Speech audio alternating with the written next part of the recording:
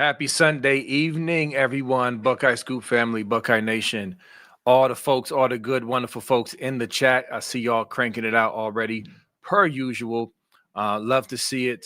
Also, remember, please hit that like button. Right now, if you have not done it, click the like button. If you have not subscribed, please consider subscribing. We are zooming towards our goal of 40K, smashing it on the way. And so please do that. That kind of rhyme, that was dope. I might have to write that down. All right. And then also, if you like Apple Podcast, please subscribe there as well. Quick, free. Do us that favor. We would greatly appreciate it. Also, I'm super excited. We finally got our matchup, y'all. We finally know who we're playing. I'm happy about it. This is who I wanted. Although after seeing that game, none of them scared me at all. None of them scared me before. But we got the Miami Hurricanes, and their fans are already running their mouths already. And so, we're going to get into that. Also, we're going to keep you up to date as we have with the intel on the Michigan coaching search and that circus that's going on and how their insiders and fans are melting down. And it's just absolutely delicious. Also, remember, when you send those fantastic super chats, remember, helps to go towards the Pay It Forward, which is our military and our first responders. We're going to look out for them because they always look out for us. Let me bring in the illustrious panel of Devin and Nevada Buck. What's up, fellas? Oh, real quick, I'm rocking the national champ tee because we are still the reigning national champs right now, the Ohio State Buckeyes, and we're looking to go back-to-back. Anyway, fellas, what's up, Dev? Chilla, man.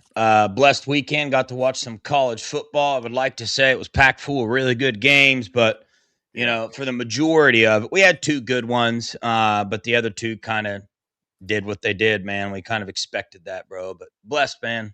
Blessed to be a Buckeye. Absolutely. Nevada, what you got going on, bro? Well, it's funny because I watched all the games, was ready, kind of breaking down the matchup with Miami, and I just came to the conclusion that we got the best possible quarterfinal matchup, in my opinion. Yep. If we had first choice over who we wanted to play, picking Miami down in Dallas that's about as good as we could have hoped for. So I often say in life, you get what you deserve. I think we got what we deserved. And as we talked about before, the Indiana game certainly didn't hurt us in terms of scheduling. It certainly didn't hurt us in terms of focus. And I think we're exactly where we want to be heading into this playoff season. Yeah, I agree. I definitely agree. I'm excited. And I mean, unless you guys disagree, I kind of want to get into the Michigan coaching search thing first and then kind of circle back and go full bore into the matchup. Y'all cool with that? If so, let's get into it. Perfect. Sounds good. I mean, so much to talk about right now. Oh, my dogs are going crazy right now. I can't even hear them though. I can't hear them. There's so much to talk about with the Michigan search right now. You've got a situation where the Michigan insiders / media / whatever personnel you want to call, they're all kind of falling into line, and they're all saying the same name right now. They're all trying to sell the fan base on the wonders of Biff Poggi, and it's been amazing. Even Jake Putt was doing it, and you got it's uncanny how they're all kind of lining up behind it. They're all saying the same thing. Dan Wetzel came out with a comment the other day saying that this coaching search wasn't going to be over anytime soon. And, I've been asked several times and been digging kind of what that means. And I think, and this is all serious, I really do believe that Michigan is holding out hope that somehow they can convince Kalen DeBoer to come up here, despite Alabama, getting down 17-0 at Oklahoma, coming back and thrashing, the Sooners on the road, and advancing in the playoff. They think that they can, they feel like they can slow play Poggi because he'll still be there, and they can still chase DeBoer. So I think that's kind of the strategy from what I'm hearing from inside the coaching community. The guy that I've always thought would be, the best one for them from a, actually getting them back on the right track. We talked about before, Kyle Whittingham. They don't seem to have as much of an appetite for him as I do. and I legitimately think it's because while they're saying they want a clean house, while they're saying they want a clean start, they want an ethical program, I don't think they really want that. I think they want a continuation of more of the same, and they're looking for somebody. Poggi. Look, he coached in the midst of a lot of these scandals, so his defense has got to be one of only two things. One, I'm either so stupid that I didn't know any of this stuff was going on, or Right. two, I was complicit. So, but for some reason that seems okay with Michigan. And I think he'd be a continuation of business as usual for Michigan, more of the same, really undistinguished coaching career. I mean, really just terrible college coaching career. And, but a guy that I think fits the Michigan man thing. And, Whittingham's camp just not getting the vibes that they're buying, that they're as excited about him as maybe they should be. So, but maybe they'll surprise us and swerve. But I know that there are different factions inside the Michigan coaching search that are all saying different things, all wanting different things. And I think it's a gigantic battle. And that's why you're in a situation right now where they don't have a coach, and it doesn't appear like they're going to have a coach anytime soon. Just a big fail for Michigan on this coaching search, and I'm laughing all the way. Yes, indeed. I'm gonna pull something up in a second, but Dev, you got anything on that? What's your thoughts on this whole fiasco? I know you're in the trenches on social media like I am. You see the scum fans. They've been, I posted my little Debo video talking about you going to take this job. One of them posted under the video, "This is a little premature." Are you sure about that? Really? I don't think it is. But anyway, what's your thoughts on that, brother? Yeah, it's getting wild. And kind of like what Nevada said, you kind of want to convince yourself that they want a clean slate. They want a clean house. But, one of the things to prove that they could care less about that, their still number one motive is win at all cost. In my opinion, that's still what it is the fact that there are still fans that want Jesse Minter to come be their coach so bad, right? So there's names being thrown out. Kalen DeBoer's done. Kelly Dillingham's done. And the interesting aspect about this is they got on video calls with the recruits and said, hey, we're looking to have a coach hired by Christmas. Okay, so hey, we 4 days away, man. You're telling recruits this. You got a whole class, you got a whole roster sitting there waiting to find out. The rest of the country is all their other players are in negotiations of, hey, all right, am I coming back or am I not? How much money you got for me? Well, right. Michigan can't do that. They don't have a head coach to do that. So that's putting them in a huge dilemma right there already. And it's just, there's so many names being thrown around right now. Tommy Rees, they're talking about him. And also think about the coaches that are on that staff right now. Chip Lindsey leaving already. Tony Alfrod interviewing for other jobs. Like, man, the longer they wait here, I think the more things are going to pile up to where you're going to have a lot more things to clean up at the end. And that's just what they're going to do, man, because they have yet to actually accept, I think, what they are. I don't think they've accepted that. Until they accept that, they won't do the right thing and just clean house, go out and hire somebody that is going to come in and make their program follow the rules, put the kids first, put the families first, don't put winning first. And I don't think they're there. And, you kind of how you get what you deserve. We ended up with Miami, which I love that. Nevada brought it up. Well, you see what's happening to them. All the coaches that they're wanting are denying their job. It's coming out. Some of these coaches wouldn't take the job if they wanted it. And you get all these fans saying, oh yeah, it's a top 3, top 5 position. Nah, man, you're not even in the top 15 where we stand right now of programs that a coach would want to come into. You are just falling apart at the seams, and it's about to get worse because you told recruits and players you'd have a coach. You still don't. Yeah. And I think we're seeing the delusion real time. Like you nailed it when you said knowing what you are or admitting what you are.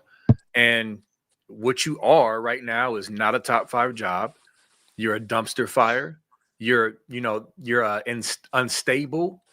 I mean, you're a lot of things right now. And I think Michigan fans are slowly coming to grips with that. And I'm going to pull this up in a second to kind of confirm that. But Nevada, I think you wanted to respond to that. Well, I just, you think about how we got to this place. We're at a place right now where Michigan knew they were firing Sharon Moore and waited until after signing day. The reason that they even have a class right now is because they basically deceived this entire group of kids into to sign. They signed under a false pretense that Sharon Moore was going to be the coach when they knew that guy was not long for the world. And so, Yep. Just the fact that they're lying to them now about having a coach by Christmas or whatever. Well, heck, they lied to him to get him to sign in the first place. So none of this is shocking. This is completely on brand for them. And if I'm a Michigan recruit, man, and forget the thing. I mean, I don't care what schools take whatever. I'd be mad as heck. I'd be mad as heck that you guys knew this was coming down. You knew you were running this guy, and you sat on it until after National Signing Day. And now you find yourself in this position where nobody knows who the coach is going to be. Nobody knows who's in charge. And I'm telling you, even the people at Michigan right now, they don't know who's in charge. They have no idea because you've got the board of trustees, you've got the donors, you've got the AD, you've got the search firm. I mean, you've got the administration side. You've got about 5 different factions all battling to try to control this hire, and there's nobody in charge.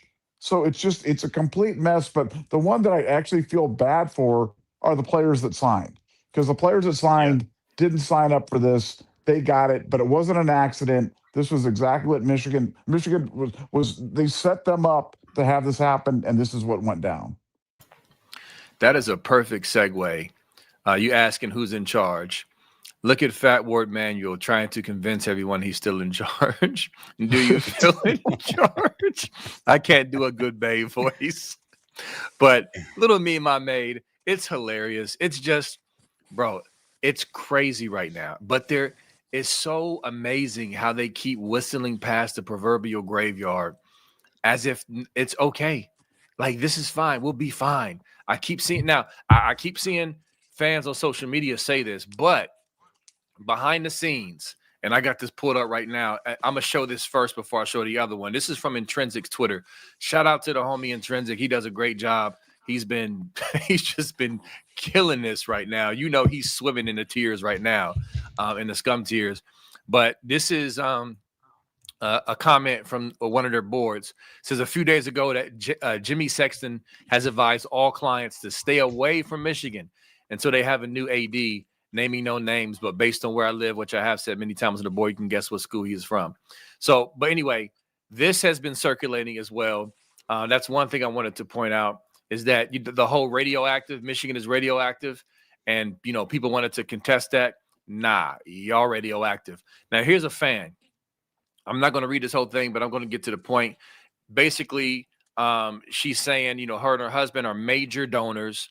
And she said, I've been embarrassed to wear any Michigan clothes the last 10 days, which is unfortunate since it's much of my casual clothes. Between the a-hole regions, which is related to the issue with no president, the crap with Sharon, the coach search, which may end up making us a laughing stock. Thank you for highlighting that, Intrinsic. Thank you for that. Hardball, Stallions, and everything else. I can finally say I'm not going to be wearing M apparel for a while, or even admitting to being an alum. This is a very dark time for Michigan, and I fear I will be dead and gone before we recover.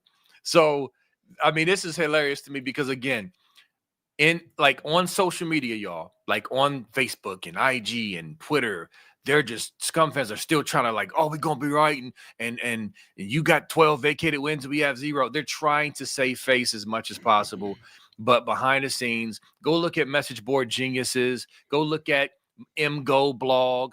They are panicking, Nevada and Dev. They are spinning in the wind. They are really crashing out for real. But they're trying to act like everything is cool, and that's classic cult-like Michigan, fellas. Well, like I said, Poggi's their security blanket. I mean, Poggi's the guy now that I guarantee what's going to happen. They'll end up on Poggi. And then they'll all come out singing this song about how that was the right choice. He was the obvious choice. He was the guy, and he knows the players. And look at the game that Underwood had under Poggi. And look at the record of Michigan when he was the interim coach, and I mean, it's going to be just a bunch of that silliness going on, and I think for Michigan fans, I think this is just kind of karma. I think you hate to use that word, but that's what it's coming around to. All these years of cheating, all this stuff. You knew there had to be a price for this, and I think this is the price. I think the price is your job's not that desirable. Your roster's not all that it's cracked up to be. Your team's coming off an easy schedule where, frankly, Devin, you could have coached the team this year at Michigan from Jacksonville and gone 9-3. Like, it would have been impossible, virtually impossible for them to go worse than this. But they were never going to do better than that. The 3 tough games they played, they lost. They almost lost to some bums along the way. And let me tell you what, their schedule next year, a lot tougher. So they've got a lot more stuff going on in terms of that. So good luck to whoever's taking it. But you can always tell with Michigan when they've got the memo and they all start saying the same talking points. Well, with the talking points right now for Michigan, very clear: Biff Poggi all the way. Nevada, what's even crazier about this whole thing is we keep talking about what they should have done, and B. Moses, like, hey, you got a clean house here. So my question to you guys would be, in terms of affecting the roster and affecting this class, whatnot, it's just like, we're talking about the head coach right now, right? They need to find a head coach. What about all these other coaches, right, that have signed on? Chip Lindsey leaving now, Tony doing all these other interviews. Like, are they interested? They don't even know what's going to happen there yet. So once they find a head coach, the head coach is going to come in and decide who he's keeping or not. So they got a long way to go in this process. And even wanting to hire Biff Poggi, who I think they're going to end up hiring, again, he's right in that crowd. Like, he came in, be there. I don't know much about him, but when you come in, be the interim coach and all that stuff, like, aren't you kind of like, that stuff doesn't bother you? You're willing to come in there. And I know that he says he's all about the players and kids. Hopefully that's the case here, but they just don't seem serious about cleaning house at all. And again, we always talk about the head coach. About every coach in their program right now is up in the air, is it not? So would you guys fire all the coaches? I know they can't do that right now because of timing, but like, what are we doing here? What do you guys think they need to do? Nevada? Well, I think, you're seeing it happen because these guys realize, if there's a coaching change, this now is when they got to find a new job. They can't wait till the thing happens. And they've already gotten the word from Michigan that this might be a while. So for those guys, they're like, hey, we can either sit there, potentially, have a new staff come in and then we're out of a job, or we can start looking for life preservers right now. And that's why Alford's been out there interviewing. That's why, so when we put this out there, you didn't see Tony Alford coming out and refuting it because I know it's true. It's 100% true. So I think for, the Michigan guys, they're just doing what's sensible. I think, do I think Michigan wants to clean out the staff? No, I think Michigan wants to do the bare minimum they can to appear to be doing the right things by the thing. But I don't think they're serious about changing the culture. It's kind of ironic for a program that's win at all costs. They don't win very much. You know what I'm saying? Like, you can understand, you know what I mean? Like, if you're a win at all costs, at least be good at it. You know what I'm saying? At least be one of those programs that wins a lot. But they don't even win a lot in their win at all costs. But no, I think they'll do the bare minimum it is to try to change, some of the public perception on this. But if they were serious, they'd fire the entire staff. They'd gut the entire athletic department and they start over. But that would involve having a strong president that could come in there and do that. And they're the first thing away from them. They have nothing. They don't have a president. They don't have an AD, and they don't have a head football coach. And you wonder why that program's a mess. Well, that's it. Nobody's in charge, and then everybody's in charge, and that's a big mess. Yes, it is. Real quick, and then unless we got something else to say, we can pivot to the matchup. But I wanted to pull this up, Nevada, because you mentioned how they're all, and we both said this, bro. We both predicted this, that they're going to start bigging up Poggi. Like, he's going to be like, oh, he was always the right guy. Like, here is a perfect example of this. This is from Justin Spiro, which I'm laughing at this because this pick is hilarious. But this is Connor Stallions. Anyone using Biff's record at Charlotte as a reason why he shouldn't be the head coach in Michigan is immediately disqualified from being taken seriously. You can point to anything else you want to, but pointing to a record at a brand new FBS program with extremely limited resources, competing in a conference against USF, Memphis, North Texas, blah, blah, blah, while also playing Florida and Maryland in a non-conference is just silly. I'm sorry, but Vince Lombardi, Bill Belichick, and Saban wouldn't go 500. They all coached together with that schedule. So you got the excuse bars. Connor's spitting his excuse bars strong, right? Like Bunny Rabbit on stage, just spitting. And Spiro just hits him with the Biff graphic. I stand with senior spyglasses. Vote for Biff. Simple and plain response. Just he didn't even no long retort. Just the graphic and that caption, hilarious chef's kiss. But I wanted to show y'all when Nevada says that, he ain't just talking. They're already planting the seeds. Their little golden boy, their little, cheating golden boy is already putting it out there, Nevada. Well, I got a question real fast. Oh, my bad. Go for it. Go for it. Just quick question. If you're already disqualified, are you allowed to disqualify people? He's got like a 14-year show called he's talking about disqualifying people. Dude's disqualified himself. Sorry, Nevada. No, it's hard for me to believe that Connor Stalions still even. This is why I hate social media. The fact that this little guy has a megaphone to talk to anybody. No one should be listening to that jerk. Right. But the Michigan coaching search, though, think about the names that were thrown around early. You know what I'm saying? It was going to be Kalen DeBoer. It was going to be John Gruden. It was going to be, you just go down the list. There's always, and then you end up with Biff Poggi. It's like, oh my God. Don't forget Urban Meyer. Urban Meyer was out there too. No, I was going to say that, but I didn't remember if it was exactly. But that was up there too. Come on. You end up with Biff Poggi, and for Michigan, he's part of it. He's been part of the thing. He was there when this stuff was happening. How is this getting yourself a clean start, Michigan? Has anybody answered that question? Yeah, no, it doesn't. And going back to just what both of y'all said, this is what should have happened. They should have fully cooperated with everything. When this was discovered, they should have fully cooperated like Michigan State and Ohio State did if they were actually righteous. And Tennessee, Sports Talk Jay, shout out to the brother Sports Talk Jay. He always talks about how their I don't know if it wasn't their AD. I think their president. When she found out about everything that was going on, she cleaned house and she did it furiously. And he was like, we were able to bounce back rather quickly when we just cooperated, admitted it. Now, Michigan, they stonewalled the investigation. They lied. They deleted text messages. They destroyed evidence. They threw their devices in the bottom of the lake. They wanted to do everything to hang on to that fraudulent natty after just being pretty much irrelevant for the 20 years before that and getting beat by Ohio State every year.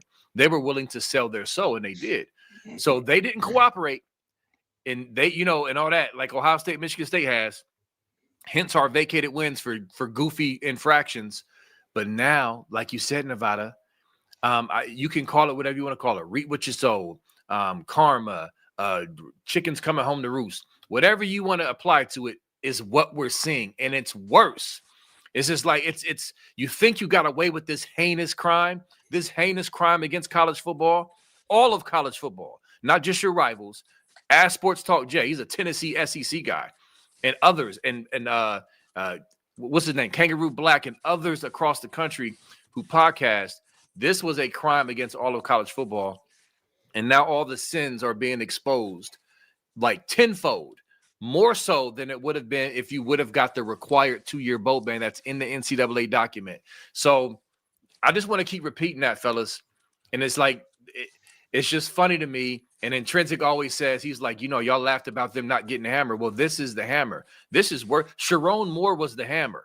He was the hammer. The hammer is inside the house already. It doesn't need to be delivered. It's already there in the Schembechler Hall, fellas. I just want to add. Devin, I just want to call this out because then you can go on. But have you guys looked at Biff Poggi's resume? Seriously, no, I have not. Okay. Here's his resume, and I'm not kidding. Okay, right. Okay. He was an assistant at the Citadel for a year. Okay, And then he was at the Gilman School from 88 to 95. And then he was at the Gilman School as a head coach from 96 to 2015. Then he was an analyst at Michigan for 1 year in 16, back to St. Francis Academy for 3 years, Michigan associate head coach during 21-22, the height of the cheating scandal, Charlotte from 23 and 24, who went 2 and 19 or whatever it was, and now Michigan associate head coach. That's his resume. I mean, it's crazy. I mean, I knew it was thin, but I didn't really realize quite how thin it was. I mean, Me either. it's amazing that this is the guy that they're all propping up. But Devin, I cut you off, but I was looking at the wonder that is Biff Poggi, and I just had to share that with the board. No, that lines up with what I was going to say. So essentially, you can include him on the list like you would Jesse Minter of not really serious about cleaning house, even if you hire Biff Poggi. He's associate head coach in the middle of all the cheating stuff. But you brought up something, Nevada, about how pretty much arrogant these guys were in the very beginning, the names they were bringing up, Urban Meyer, Nick Saban, like the names that were coming out. I think one of the issues with why they're not willing to clean house is because the fan base doesn't care whether they clean house or not. I know there's a select few that are, but I mean, we were on the live stream pulling up Dave Portnoy's tweets during this entire thing. And Nevada, when you said, hey, you remember the names they were talking about at the beginning of this, brought about how arrogant they are and how like unserious they are about where they're really at. You got Dave Portnoy leading the way there, leading the charge, influencing the fan base. And then you got people like Taylor Lewan got on ESPN and said, man, I would go after Matt Campbell and see how dry that ink is. Like, are we serious? This dude's seriously going to go on there and act like you could just go pull whoever you want? It was funny to me, and it's kind of no wonder you still have a portion of their fan base hanging on like they are because they listen to people like Dave Portnoy, and shame on ESPN for having that dude on talking about pulling Matt Campbell on, like, and the dude just picked names out of a hat, but just wanted to bring that up. Yeah, that's crazy. Portnoy is a special kind of stupid and arrogant, and it's just funny. Remember after the NCAA decision came out, and he was all cocky about the $30 million. He's like, "Man, that's ashtray money." And then weeks later, the AD's complaining about how they're going to pay for all this, and now you're probably going to have to lawyer up again and pay. You're probably going to have to pay the mistress. You're going to have to pay whoever else. It's just like you bums are they've always been the most delusional, arrogant fan base on the planet. And this is just the epitome. What we're seeing is the epitome of that. Portnoy is the poster child for that. And so, again, I'm thoroughly enjoying this from my standpoint. Again, feel bad for the actual victims, which is the wife and the kids and whoever's life was threatened. It's hard to keep up with allegations, but I'm enjoying the turmoil because they've earned it, they deserved it, and now they got to lay in it. Any last thing about this before we move on to the matchup? Well, now it's just gonna be fun to see how they do in the bowl game. I mean, that'll be. I mean, rooting against Michigan. So, but you guys are both gonna be rooting for Michigan, right? Big Ten pride, rooting for Michigan in the bowl game. Yeah, right. Yeah, right. Nevada, 9-0.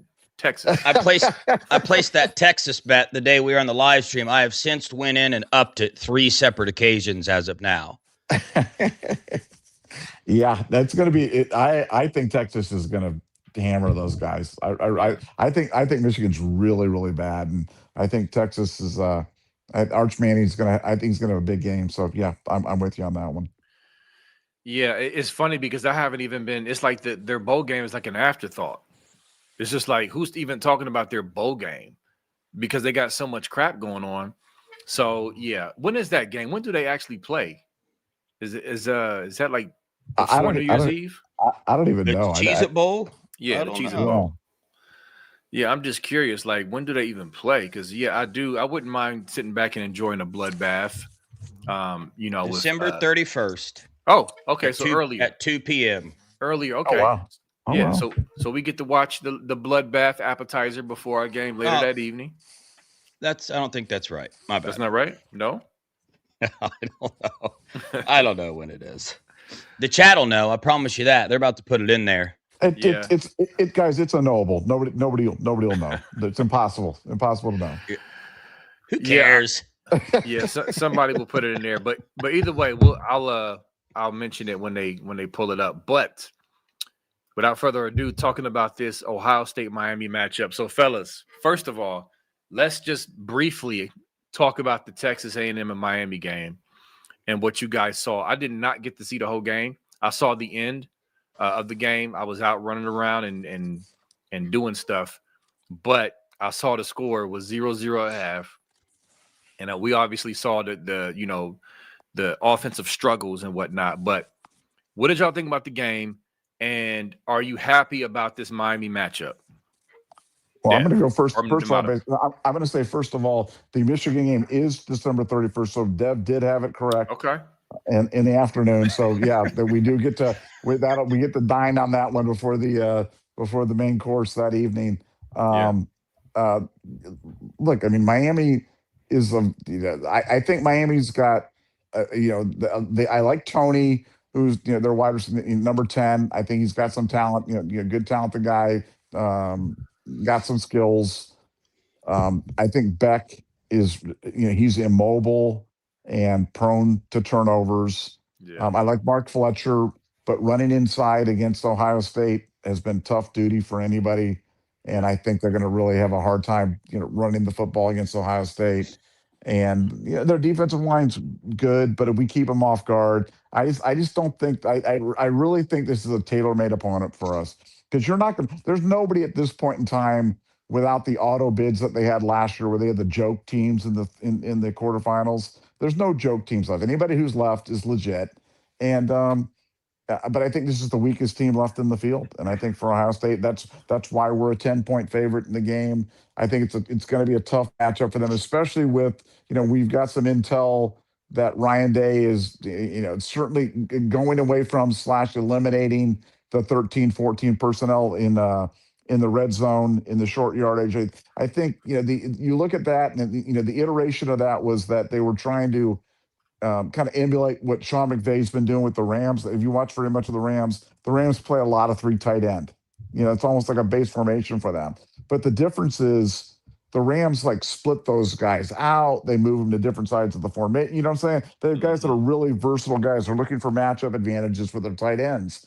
They don't just line them up in a 8-man front and just run into the mass front. You know what I'm saying? That's the opposite of what the Rams are doing. So while the Rams are using 3 tight ends, they're not using them the way that Ryan Day's been doing it. And I think he's kind of come to his senses about what they're doing with that. And I think that just that change alone is going to make a big difference for the Ohio State offense. And I think that, I think we'll get cooking against the Miami against a good but not great Miami team, and I see us. I think I think we'll win comfortably in this game. Couple 2-3 score victory if I'm not mistaken. Now, how do you feel, Devin? I want to preface the question because I know you were saying, based off the red zone statistics, you would rather see A&M. Now, me and Nevada said we'd rather see Miami because of Sleepy Eyes Beck. But I understood your logic. Looking at that red zone, that made sense. But now that it's Miami, how do you feel about the matchup? I mean, I feel good about it. Even when I said that, guys, I mean, it was close. It's not like, hey, I wanted to play Texas A&M by a large margin. I think you're looking at 2 similar teams. And I think if you look at this game, the Miami A&M game, keep in mind, A&M's quarterback turned it over 3 times, and Miami still only had 278 yards of offense. I saw that. Okay, so I mean, Miami lost to Louisville and SMU. Both those games, they had under 100 yards rushing. So I feel like A&M played a really, really bad game, and we are playing the worst of those opponents. I think A&M is a better team than Miami. I just was never sold on, A&M's quarterback. A little bit inconsistent there, but, as far as us facing Miami, I'm sure we'll dive into that a little deeper, but I like the matchup. I mean, you stop their rush attack, Beck cannot beat us with his arm, even though he is second in the country in percentage completion at 74.5% completion behind Julian Sam at 78%. But I mean, you watched that game against Miami and A&M. I thought the quarterback play was horrendous, and a lot of people were talking about how good both of those defenses are. Well, I still think it's a little bit hard to judge with the quarterback play that we watched. At least that's my take. Everybody's going to have a different take, but I like this matchup for us. I think we're just fine. I think Miami's defensive strength is their defensive line, but our wide receivers beat their corners and secondary all day long. We just got to stop their rushing attack. Yeah, and let me put this on the screen. This is from a Miami fan. In the intro, when I first hopped on, I told y'all Miami fans are already talking crazy. Here's what they said. What I don't understand is, how are we an 11.5 underdog when we have better athletes than Indiana? I could see us holding OSU to 3 points or less with our defense. We are better at both O-line and D-line than IU. And I trust Corey Heatherman will confuse saying to throw in a few picks, which could be returned for a TD or set up great field goal opportunities with no wind. This was a serious post from a Miami fan, and there's many like it, fellas. But Miami fans, as insignificant as they are as a fan base, numbers-wise and opinion-wise or whatever, they are obnoxious. They're still butthurt from how we beat them fairly and squarely in 2002. They still want to say we robbed them and all this other crap. They're still crying about that. And so Michael Irvin came out with a crazy quote about how they're going to BTA Ohio State. I mean, I love this, Nevada and Dev. I love the fact that we're playing Miami again because we're going to crush their soul again. They're going to get their hopes up. They're hyped up, and they're really fool's gold. They're being led by the fool's gold of us losing to the number 1 seed, Indiana, in Indiana by 3 points after playing our worst game of the year. After an emotional win against Michigan. And listen, you want to celebrate, go ahead. If you think that's the Buckeye team you're going to get, like, let me ask y'all something as I pass the mic to y'all from this rant. This is kind of a question I want to ask, even the chat.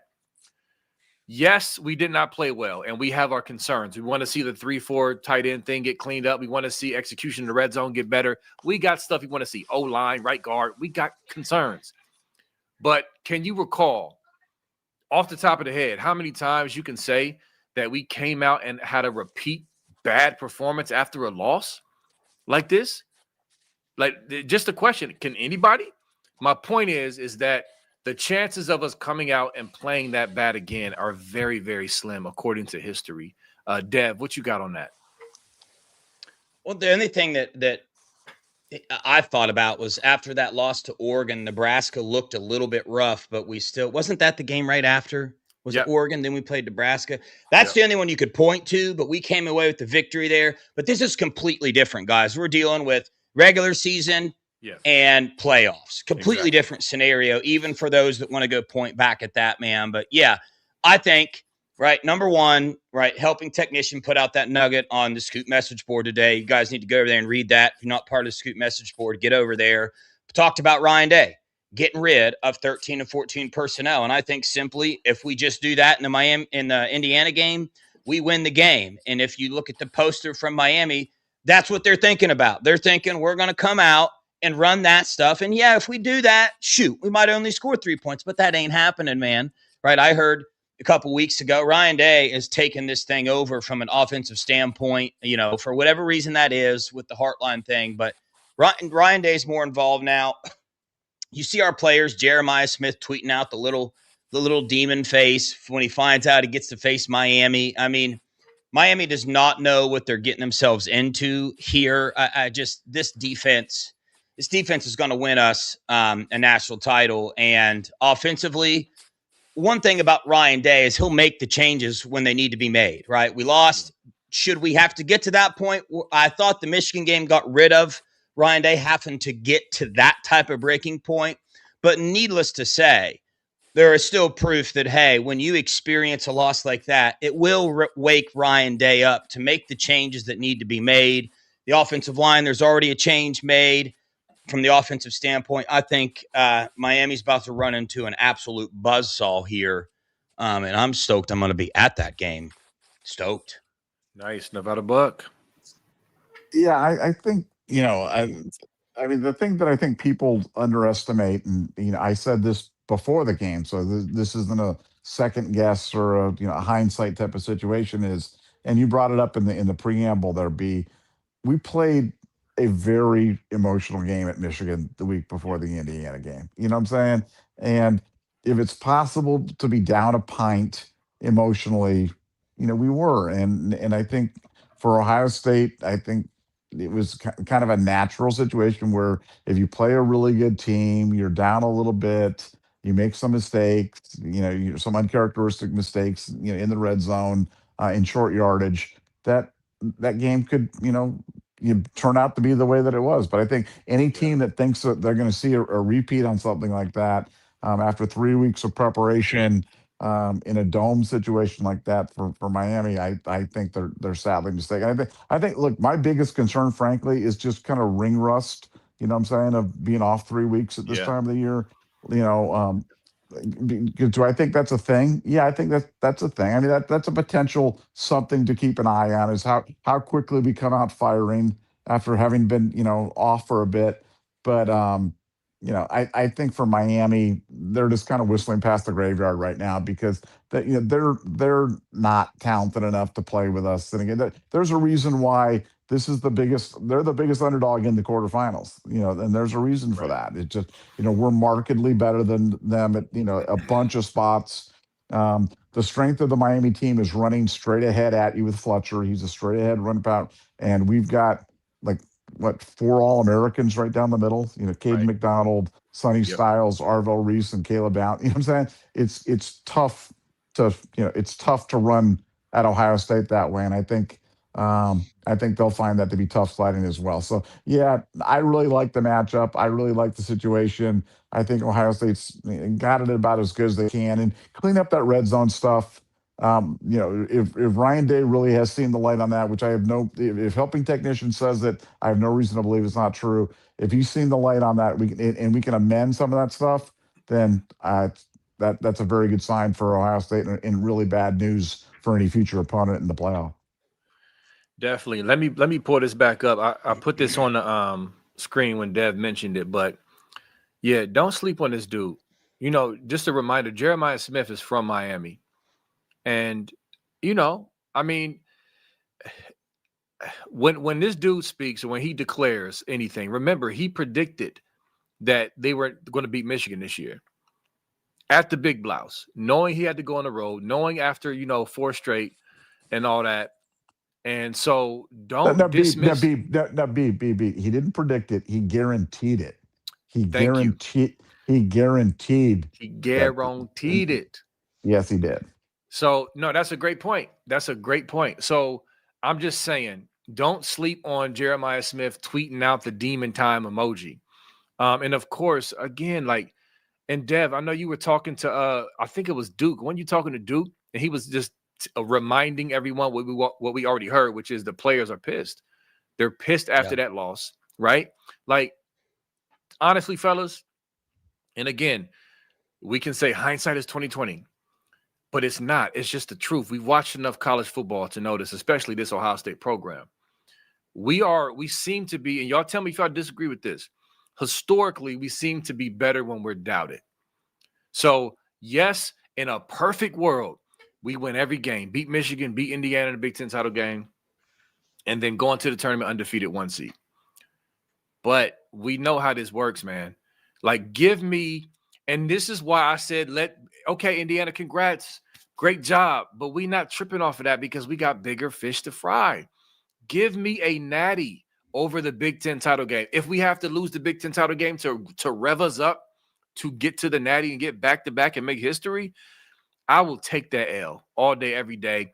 Obviously, hear me what I'm saying. Real time, I want to win. I never want to lose. But the reality is teams lose. And so, to me, where this team is positioned right now, coming off of a loss, knowing they didn't play that well, knowing some of the things are very fixable, I'm excited, fellas, that we about to get it in again in this tournament. Hey, let me ask you guys a question.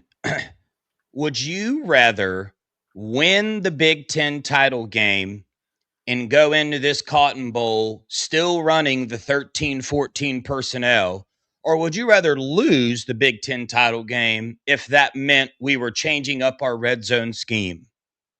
What's your answer? I rather lose the Big Ten title game because we are all smart enough. Even if, let's just say, Sayan picks up the first down and his knee doesn't go down, and Fielding makes the fit, whatever. We beat them, 13-10, 16-13, whatever. And we still got that, 14 personnel package that was just, trucking along in the mud, slowly plodding, going into this field. Nah. Go ahead, Indiana. You can have it. Go ahead. Again, hug your wife and kids, embrace your family, throw a big party for your Super Bowl win. Amen. I'm happy for you. But it was a blessing in disguise to me because, again, it's about this. Natties. And so whatever it takes, Nevada. Well, I mean, I changed the parameters on that. I would take the loss even if I didn't know that it was going to change the 13 or 14 personnel. I mean, I think that the worst thing that can happen for an Ohio State team this time of year is complacency, being lauded, success.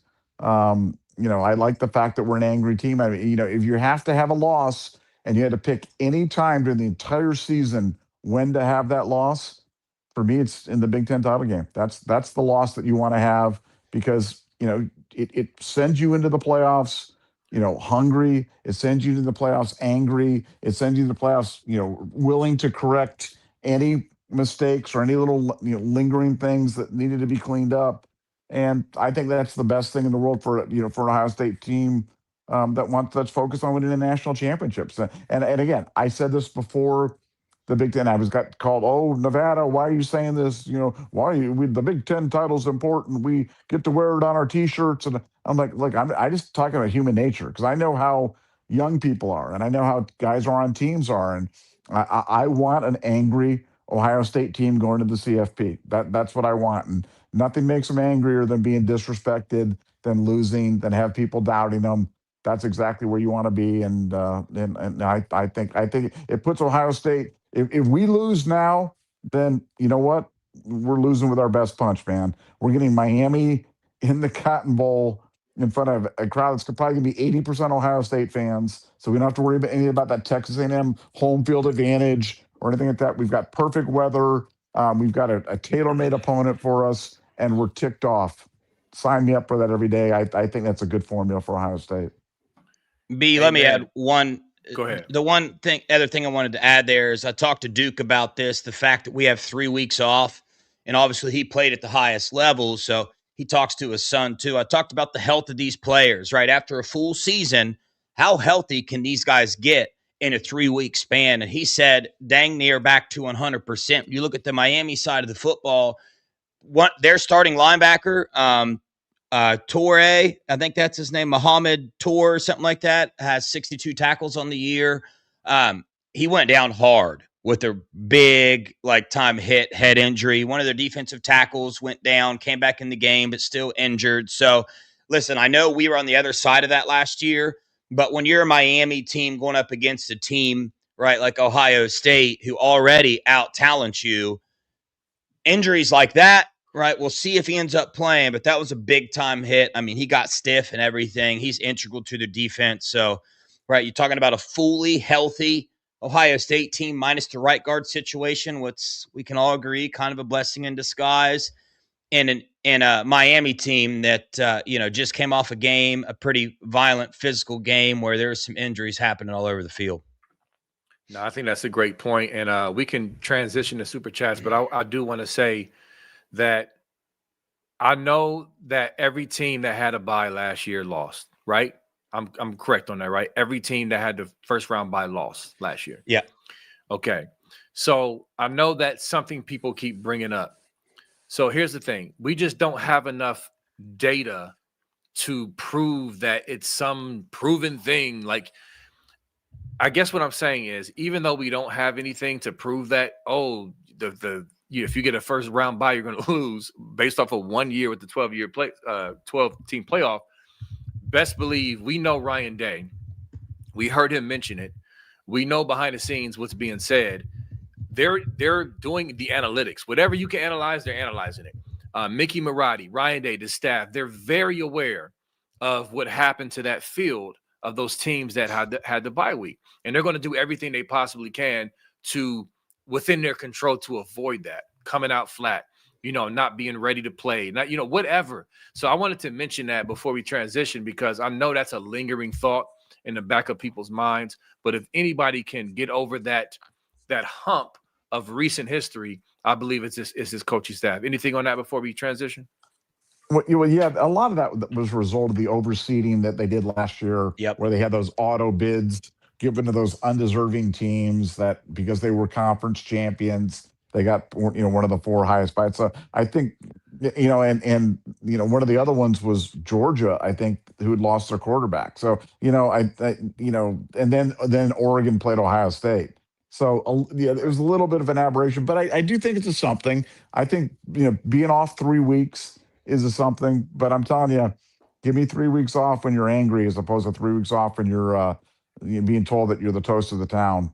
So if anybody can handle it, it's Coach Mick and Ryan Day, and they know how to get these guys going. Yeah, exactly. And then also, JJ Smith, even though he was always playable, having him get even more healthy with his injury is even better. And I'm so excited to see him play against his hometown school, y'all. Like, I cannot wait. He's going to want to go crazy. He's going to have like 50 tickets to his family and friends. The SFE folks, I know your boy, is going to be there, Dev. Yeah, that's going to be great. Yeah. It's going to be great. I just wanted to bring that up too. The same thing Nevada said. Last year, Arizona State and Boise State had the bye. Okay, so look at the teams that are getting the buys this year. Fair Indiana, point. Oregon. That's a good there's point. A difference between Arizona State but yeah, still, I mean, this team's different than them anyway. Yeah, for sure. All right, cool. We got D Dinero 10. Thanks for the $4.99. Has Nevada gone soft? Feeling bad for the Michigan signees? That shows you how corrupt the program is. Even Nevada feels bad for the new players. Nevada, he's calling you out. You said you're getting soft. Yeah, it is. It definitely was a momentary weakness where I signed that. I feel bad for them because they're going to Michigan and they're going to that crap hole. You know what I'm saying? And they all signed up for that. But even they didn't deserve that. Even as bad as that is, they didn't deserve to be in a situation where they didn't even know who the head coach was going to be. Michigan completely misled him and got him there. But yeah, I should change the word from feeling bad to some. I need to think of a different adjective. But I'm definitely a big softy in my old age for sure. I'm gonna be honest. That surprised me too when Nevada said that, because you guys know me. How, the side of me, these kids, I love talking good about these kids and whatnot, but I'm gonna be honest, I don't feel bad for them, right? They knew what they were getting into. Their parents, their support group, they knew the history, what they were signing up for. They knew what came with that big bag. I mean, it was all out there all over the place. It's not like it was a secret or maybe they missed it or something. They knew what they were getting into. At least that's my take of it. But, I drive at 300 yards, so I don't know. I'm different. 350. That's bad. I should have said it. Devin Gilmore, baby. Yeah. I got to shut that down. My bad. No. That's funny. And listen, the parents and recruits follow him on IG. It's only a few clicks away to see all the OnlyFans models that he follows. You mean to tell me you didn't know what was going on? All the whispers. It's just funny now. The Michigan people are like, oh, yeah, we knew this for over a year. It was a bit worse kept secret. I mean, first of all, you're telling on yourself. Second of all, you're idiots and you deserve everything that's coming to you. All right. Geo Dit, what's up? Thanks for the 5. Most of the coaches they've gone after negotiated extensions or they would be off the market, laugh out loud, or just flat out said, no thanks. Yeah, it's been hilarious. It's been so great because, again, real-time delusion is what we've been seeing, y'all. Listen, we deal with these Michigan fans just daily on social media, and it's like the real-time delusion is just hilarious because as these coaches have been turning them down, like when we'll post something or say something, they'll retort with, you'll see, and you won't be laughing soon. And now you got your boy freaking who came out, their little slappy, their media slappy that just came out and said it's going to be a while before this is resolved. I forget his name. Wetzel. And so as the days go by and the candidates keep turning them down, I'm just laughing and smiling because it's like, I just hope this drags on forever. So, Dev, what you got? Yeah, I mean, it's same old thing. It is going to, I noticed that tweet today that it is going to go on for longer than expected. And that's what I said. That's, there's going to be some more, results and consequences of this. But it is funny how they do that. And then Dillingham stays at Arizona for supposedly $5 million less a year. You don't think you're radioactive over there? You don't think you got a problem? Coaches are turning to you guys. You're going to have a rough time. I mean, but wait and see. Can you guys not wait to hear? It doesn't matter who they hire. Can you guys not wait to hear about how such an amazing hire it is? No matter who it is, they are going to flip it. And it's about to be the greatest hire ever. Of course it is, Nevada. Well, yeah. And last week we talked about, we were talking about, Sean, I got a lot of pushback on saying, that it's not a top 15 job, but, by the reaction from these guys. I mean, look, Dillingham thought it was better to stay at Arizona State, who wasn't somebody we had above them in the 15 jobs, than go to Michigan. So how desirable is that job really? No president, no AD, bad roster. I don't think it's a very desirable job, and I think the market is bearing out that what I said is 100% correct. Yeah, and so to me, Nevada, you just nailed the obvious for people who still don't get it. It's Arizona State. Like, sure, they have a fine program. Like, they're cool. It's Arizona State. Okay, cool. But historically, they don't have the brand that Michigan has. They don't have the money and resources that Michigan has. And he flat out used them to get that bread up in his account and to get his extension. And he just said, no, I'm good. It's just, this is what we're trying to tell y'all. And I'm saying this, Dev, because we did a show the other day where I saw some of the comments and the pushback because we were saying, they're not a top 5 job. And we were going through the top 25 and saying, who's better? And there were some people that were upset with us, Nevada. I mean, they were upset. But it's just like, it's bearing out right now. And look, we gave the caveat that we're talking about today, not when Bo Schembechler was, doing the Cabbage Patch in the Bo Schembechler Hall and Lloyd Carr in 2006. We ain't talking about that. We're talking about today. And so to me, that bears out. Historically, fellas, if let's just say, I don't know, 5 years ago, you were told the Arizona State coach was being offered the Michigan job. Would you put money on that coach taking the Michigan job and leaving little Arizona State for Michigan, or no? Probably. Let me remind you, Kenny Dillingham got on an interview and was on the interview begging rich people in Arizona to donate to their program. So you're talking about a program, the head coach is going on an interview begging for money. Okay. So it's like, I mean, it's wild, man. Anything on that, Nevada, before we move on? Well, I mean, think about where we got John Cooper from. We got John Cooper from Arizona State. Yeah. You know what I'm saying? So Good point. that's the path that you go. You go from Arizona State to a bigger program. But, where Michigan's at right now, they couldn't even pull the Arizona State coach with a thin, the high school coach from Arizona State that's there. They couldn't even pull him. So, again, not denigrating Michigan just unnecessarily, but they're not a desirable job. It's not a desirable place for people to go to right now. And I think it's inarguable at this point. But Connor Stallion said Poggi is, what a moron. All right, let's move on. All right, we got Sean Krutka. Thanks for the 5. I can't stand UM as much as the next person, but there's no way it'll be Biff. This is similar to the PSU search. Now, can UM pull a rabbit out of their hat? So I'm going to quickly retort with this. First of all, thank you again for the super chat, Sean. 2 obvious differences here. Penn State, at least not this time, wasn't dealing with a scandal. Okay? They fired a coach who got them to the playoffs, who's won 10 games every year or whatever. No scandals. There was no little brown jug menu with James Franklin's mistress, pizza named after it. There was none of that. Michigan has a serious problem right now, institutionally, PR-wise, everything-wise. Two different things, brother. So this is why I don't think that's a good parallel. Because if it was an actual parallel, I would agree with you. Like, yeah, but it's not. And so hence here we are when they're just basically trying to figure out who the heck is going to lead this program. And it's probably going to be your boy Poggi. Nevada, what you got on this one? Well, yeah, and look, Penn State's got a president. Penn State's got a pretty decent roster. Penn State had a pretty good recruiting class coming in. I mean, there's a lot of reasons why things are different. But look, Penn State got kind of lucky. They did pull something out of their hat, and I think they did well. They did well for themselves because it's a situation where that could have gone sideways. The question is, will Michigan pull one out in the last second? Will something come out of nowhere where to save Michigan? Will Kalen DeBoer all of a sudden forget where he is and run up to Ann Arbor and do that?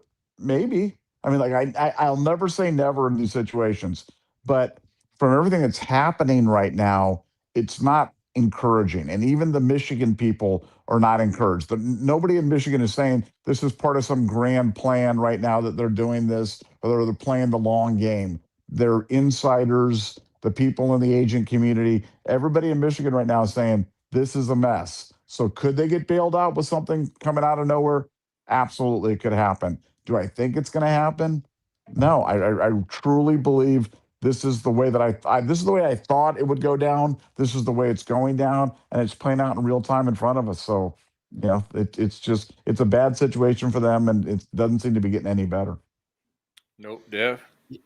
Yeah, you almost can't blame people for thinking it's similar to PSU because there's just too much to keep up with Michigan right now. And I think people forget, not only are they without an AD and a president, but the Matt Weiss stuff, the stuff that's going to unfold from this. So, I mean, even though, did you guys see College Game Day this weekend, man? They actually did a little reel about how bad off Michigan is right now. You should have seen Desmond Howard's face during the thing. It was absolutely awesome. That. Chat. I might have to go find it. I know you guys watched that. Yeah, they did like a little 10-minute segment talking about everything Michigan's been through. And after it all, Desmond said, well, I mean, this is a top 3 program in the country. They're going to have no problem getting whoever they want in this position. I have no worries about that. But yeah, it's just funny. I mean, I think if you really sit back as a fan and think about everything that Michigan has been through, if they pull a rabbit out of a hat, it is my guess that it's a rabbit that's on their way out, right? Who has done some things. It's not going to be a rabbit that is in the middle of trying to grow their career, because it's just like, bro, you have no idea where this is going to go for you. If you're a coach trying to go your career and you go to this, there's too many unknowns. When you go to a big place like this, it's going to do one or two things for you. It's going to elevate your career, or it's going to completely set you back 20 years. So this isn't some little decision. And some coaches, right, again, if it's the rabbit, it's probably one that's already been there, done that, and his foot's out the door anyway. And at least that's my prediction. No, that makes sense. Definitely makes sense. And yeah, there's a lot of – it's funny, man. I was in a barbershop talking to a Michigan fan, the same Michigan fan that was talking crazy before the game, talking about he'll take Michigan's defense over ours and predicting the win, all this stuff. I had to inform him about some of the happenings that was going on, like actually not rumors, facts about his program. And so I thought that was funny, but whatever. All right, we got a Geo did. Thanks for the 5. Exactly, B. Moses. Jonathan Vilma is the biggest crybaby former Hurricane player of them all. It's ridiculous. Listen, I'm going to try to find Nevada and Dev. I'm going to try to find, I hope it's still posted. Somebody posted on YouTube years ago, like a clip of the end of the game where they showed the controversial call. They showed that the ref actually called holding and pass interference. He basically breaks it down to show, like, frame by frame, why it should have been called what it was called on the field. Now, one thing he didn't include was the actual missed penalty of Chris Gamble being clearly held a couple plays before that, and then also the reception that was called incomplete. It was just a mess. We won that game fair and square, period. It's a great video. I'm going to try to find it and post it on the scoop board. But yes, they're still crying. And they did all that talking before the game. They had flyers for the party planned before the game, all that crap. You got out physical. Your boy C. Grant, shout out to C. Grant, my guy, ragdolled Ken Dorsey on the last play. We beat y'all, period. And the game should have been over if they would have actually called the actual calls that they missed before that. What you got, Nevada?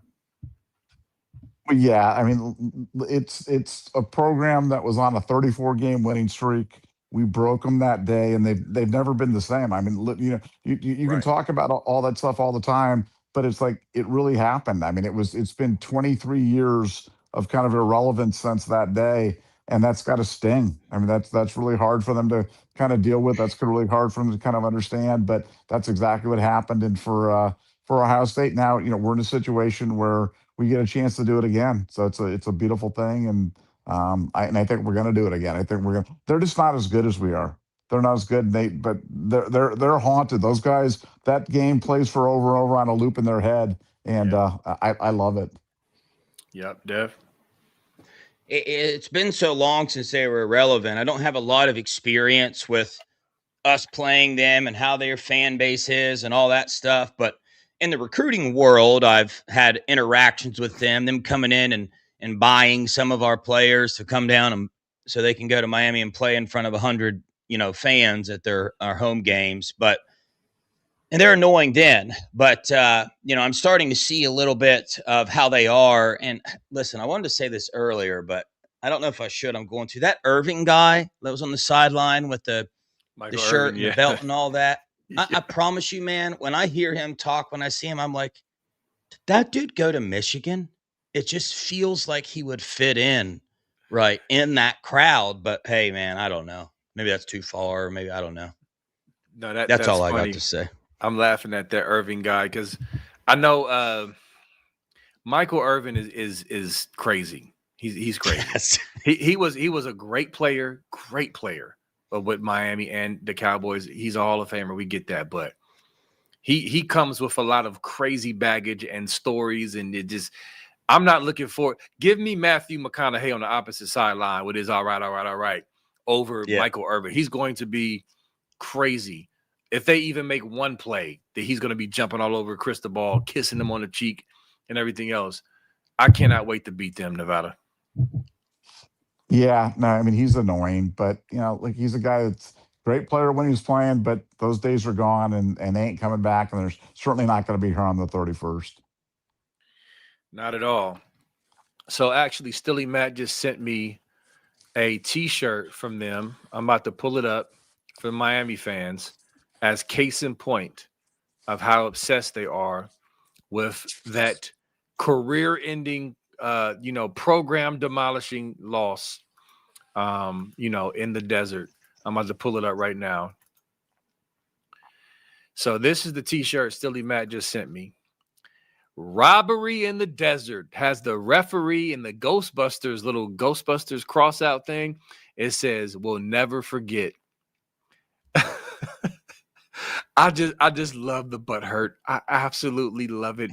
It's just fantastic. It's one of my favorites, Nevada and Dev, as far as how we've affected certain fan bases. I mean, it's up there. And so I just wanted to share that. Thank you, Stilly Matt, for sending that. That's incredible stuff, bro. Y'all got anything on that before we move on? The "we'll never forget" is kind of a self-own, isn't it? It's like, dude, we're just like so in your head. You right. We'll never forget. Like, you just, get over it, guys. It was 23 years ago. It was absolutely the right call. And you guys were very lucky to be in that situation in the first place. But yeah, I love that we're in their head.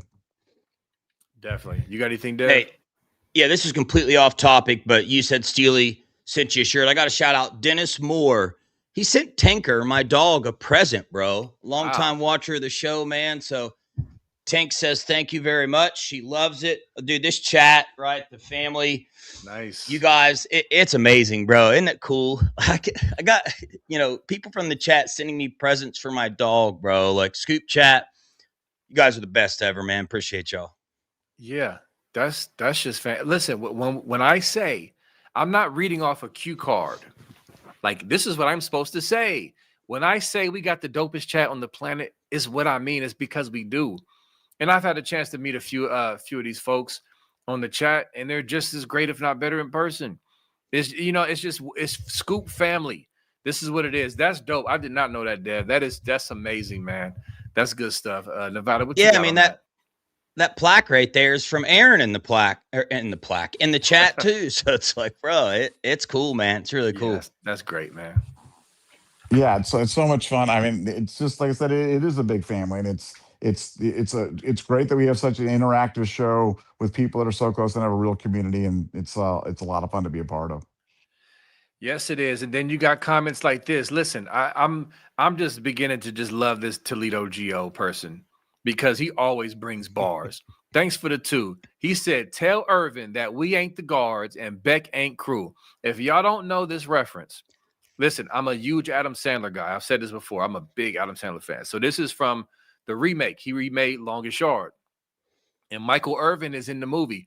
Dev, you've seen Longest Yard with Adam Sandler, right? Okay. Oh yeah. Okay. Yeah. Nevada, I know you have. Okay. So he was crazy in that. He did a great job. I mean, he did a really good job in that movie. He's very entertaining, but he's just, when it comes to him and his Miami fandom and this matchup coming up, he's going to annoy my soul.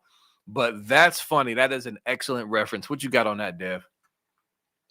Yeah, it is. That's a great movie. He did do a good job in there, but that's again, shout out Toledo Geo pulling out these movie things here. I love it, man. That's a good movie. And no, we ain't no guards. And Julian saying, they ain't got nothing on Julian saying. Yeah, not at all. Nevada? Well, here's the problem. There's an old saying in the movie. You guys know I was in the entertainment business. Never remake a great movie. The original Longest Yard with Burt Reynolds was a great movie, and the remake was kind of a washed out kind of version of that. And you ever want to watch a great one, go watch the original one, because that was way better than the Adam Sandler version. Yeah, definitely a great movie, the original. And I like how he brought Burt Reynolds in, as a part of the cast for the new movie. I enjoyed it. I'm a Sandler guy. I thought it was funny. Chris Rock, Terry Crews. There was I thought it was good, but yeah, it doesn't hold a candle to the original, obviously. So I've never seen the original. I'm gonna have to go check that out. Never seen it. Didn't even know there was one. On. What would it be? You didn't know there was an original? Come on, Devin. Like it was. I did not. Listen, and I'm a movie connoisseur. Like I have every streaming service that you can name. I have all the streaming service and one of those boxes, allegedly. This is when Burt Reynolds was like in his prime. Burt Reynolds was like the sexiest man in the world, and him as the quarterback for the Mean Machine. I mean, it was just a great movie. And they had that's when they had like Ray Nitschke was on the Bears team, and Joe Kapp, and all these great old time football players. And I saw that, another one that I saw at the movie theater. So that was that was back in the day, man. I enjoyed it. You got to remember, I'm only 24 years old. I mean, I'm young. You just look older. You just look older there, Devin. You need that spritzer that B. Moses has got, that magic spritzer. Hey, listen, we talk about movies real quick and we will move on for the sake of time. I did watch Patton. I finished Patton. I'm going to give my review on that when it makes sense. Nevada watched The Last Dragon. So we're going to get to that. But as far as football movies, listening to this conversation, fellas, there's so many great football movies. I mean, just great. We could do a segment show on that alone, just football movies. So just wanted to say that. But we will move on for the sake of time. Notoriety TV, thanks for the $4.99. Georgia fans talking like they about to smash us. I'm tired of this trash talk. Any comebacks? program versus program, even though they got us 2-0. Yeah, they beat us back when Herb Street was there. Back in, what was that? That was late 80s. And they had a Garrison Hurst. I remember that game. They won in a final drive, close game. And then, of course, we got robbed against them in the Peach Bowl. We all saw that. So they can't really, we got you 2-0. Okay, great job. It's just stop it. You were very, very fortunate to escape from that game. And we had no Henderson. We lost wasn't Stover out? Stover was out. Harrison ended up getting knocked out. Should have been a targeting call. Listen, I told y'all I've been wanting Georgia badly. I was irritated that Notre Dame made it last year instead of I wanted Georgia. If just beat Miami so we can play Georgia. And so I'm not afraid of that matchup at all. They're a good team, but they're not better than us when we're playing our game, period. So to me, just brush off the Georgia trolls, man. They don't really want to see us again. They talking like they do, but they know they were having all types of heart attacks that night before Noah Ruggles shanked it left. Dev, what you got? The only area Georgia's going to score more points than us is maybe on their license. I mean, luckily for us, we ain't in no street race. Okay, you're going down. Bars. Wow. Gut punch. Nevada, what you got? Yeah. They're certainly a troubled program. The only retort I'd say is, hey, man, we're the defending national champions. Would have loved to play you in the playoff last year, but you guys didn't get far enough to see us. So we'll take care of business on the field. They got to get through their business first to get to us. I'm not sure that's going to happen because Georgia's definitely a flawed team with a quarterback who's pretty, the 76th ranked quarterback in the country. I mean, he's in Underwood territory. So they're a good team, but they got a lot of work to do before they even get to us. Amen. That's a great. There you go, notoriety. That's a great comeback for you. All right, Joe Mora. Thanks for the $4.99. Is it true that South Florida offered Jeremiah Smith's little brother a scholarship today? Is Brian Hartline trying to take recruits? So we talked about this in the chat. Dev, I want you to jump on this one, man. First, what's your thoughts on this? Because immediately I said, in my opinion, logically, I'm thinking he got the okay from Ryan Day. Either Ryan Day was like, sure, go ahead. We like Angelo, but if he wants to stay down there, then cool. I don't think he will, but have at it, but don't touch nobody else. What's your take on this, Dev? Well, I mean, I posted on the Scoop board, and let me make one thing clear. Do I think they're going to take him? No. If they do, they do. That's not why I'd say anything here. Is it a huge deal? No, it's not. It's hard to really know what to think unless we know what went on behind closed doors. But unless this was a thing where Ryan Day said, Hartline asked, and Ryan Day said, I don't care. I mean, it's not a big deal, but it is a little off. And I think it speaks to Nevada brought up, like, hey, where's his mindset once he's hired at USF? Where's his mindset going to be? And, the decision to let it be announced before signing day, selfish decision, maybe just to save his career and whatnot. Is this the same thing here? Love Brian Hartline, all those things. A lot of people, taking this a little bit too far. But to me, I don't know, it just rubs me the wrong way. Unless, there's something behind. But even behind closed doors, what would make Hartline think a player that his caliber is going to go to USF in the first place? Like, what are you doing? So not a huge deal, but it is interesting and makes me like, man, Yes. what is Hartline doing, bro? I agree. Do we want him part of this staff? Yeah. Is he talking to Bryson Rogers, convincing him to get in the portal to come to USF? Who else is he talking to? Like, what are we doing? So, I don't know. Any thoughts on that, Nevada? The optics are bad, but the practical reality is Brian doesn't do this without Ryan Day's blessing. So it had to be that way. Having said all that, there's only one player or one coach, one person in the entire Ohio State organization, players, staff, whatever, that actually is better off with us losing quickly, and that's Brian Hartline. Because Brian's got a job to do at USF. You know what I'm saying? And I'm not saying he's trying to lose. I'm not trying to say. I'm just saying, to Dev's point, where's his mind at? He's he's clearly, you guys have all known people that have worked for you that have said, I'm going to take another job. And whenever they do that to me, I always say, just go now. Let me have the passwords and your keys, but just go now, because once you're checked out, man, it's time to go. And I wish Day had done that in the first place. I think him taking play calling away from Brian was the right thing. I'm not sure Heartland's mind where it needs to be for sure. Yeah, I agree. Where's your mind at? That's really the bottom line. Where is your mind?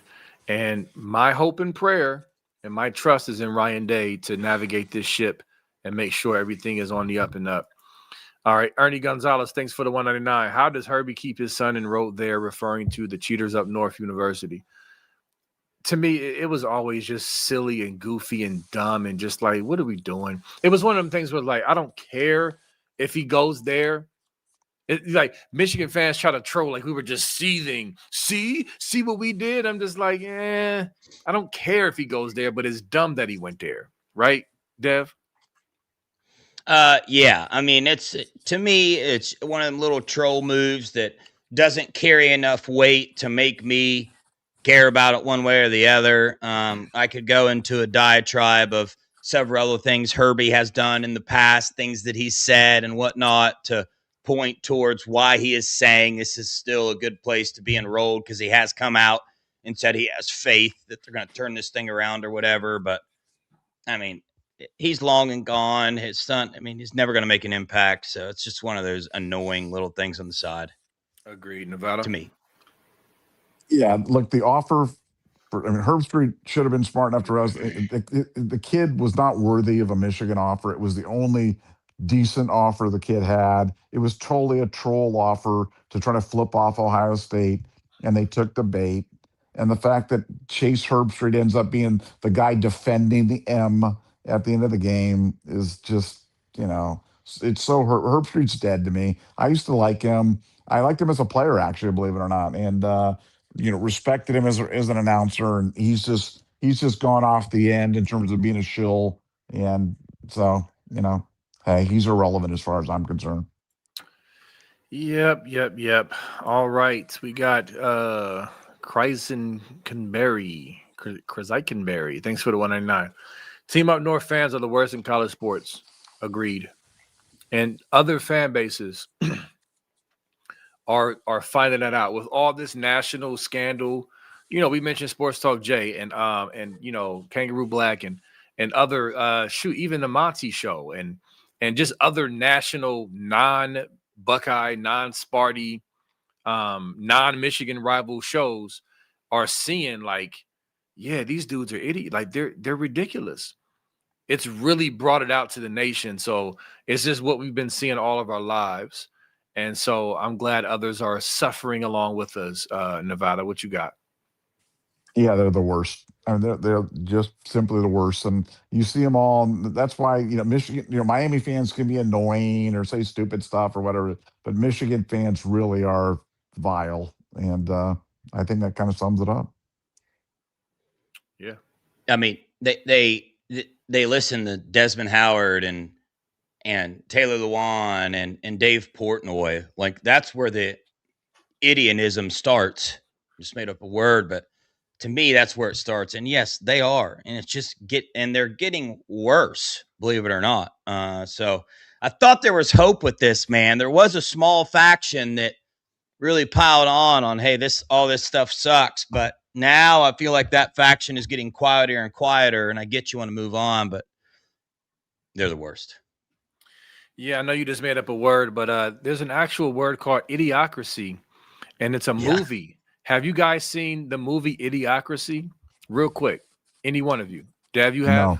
No. I have bits of, yeah. Okay, so it's a parody. It has Terry Crews in it, and it has your boy from Old School. The main character who was the Godfather. I forget his name. He was the Godfather in Old School. You know what I'm talking about. He's in it. And it's just like a parody on like the future and how dumb people get in the future. And I thought about Michigan fans. Idiocracy is a funny little movie for y'all to watch. But yeah, just wanted to bring that out. But that's it for the super chats. Great as always. Also, real quick, shout out to a local store here in Columbus, Ohio, called College Traditions. I went in there and bought a Santa hat over the weekend. And the owner lady was like, "Oh, that looks so cute on you. Let me take a picture." So they took a picture. And I'm like, "All right, cool. This will be, whatever." And then a friend of mine inboxed me. They was like, I opened my email up and I saw this. And I was just like, "Where's my royalty money for these Santa hats?" But no, I thought this was funny, man. For y'all who are hip to the Lane Avenue Buckeye shops, College Traditions has been there forever. Anyway, yeah. B, you should call a pizza shop and see if they'll name a pizza after you now. You know what I mean? Good Lord. Hey, Good bro. Lord. What pizza should I get though? I can't have a cauliflower gluten-free pizza. That's whack. I gotta have something like with a bunch of just toppings on it or something. But yeah, Supreme. The B Moses Supreme Pizza. Yeah. I'm gonna see if I can get that done. I wish Tommy's was still on campus, right there on Lane, but I would go to Tommy's. But anyway, listen, y'all. Great time, great fun. We finally got our matchup. I've been itching to talk about this. We're going to keep breaking it down, keep talking about it as we get closer and whatnot. But any last words you guys got, starting with you, Nevada? Any last words before we hop off? No, I'm just excited. It seems like we haven't played football in forever. I'm excited about playing Miami. A great matchup for us, but one that I think is tailor-made for us. And I really like how it's setting up. I like the game is. I'm excited to be there at the game. I'm excited to be at the game with Devin, and we're gonna have a good time, and we're gonna watch an Ohio State victory. So and we will definitely have more information on game plan on both sides of the ball in the upcoming week. Yep, for sure. Dev, what you got? Yeah, man, a lot of shows planned this week. Got Dalton from PFF coming back on Tuesday, so look out for that show. Going to break down the matchup. Prayers for Judkins, man. I saw what happened today. Yeah. Prayers for him. Buckeye Nation, show him some love. Excited. Playoff time. Excited to go to the second game I've been at with Nevada, but I wasn't there. Like, I walked in with them. That made me feel very important, prestigious. Now I get to sit beside them. It's gonna be lit. And it's gonna be lit. Nevada, is that secret? What do you call it? The silent auction, is that closed? Still open? How's that going on the board? Until Wednesday, we have a single ticket that's going to be sitting with Devin, with Nevada, and with Funky at the Cotton Bowl.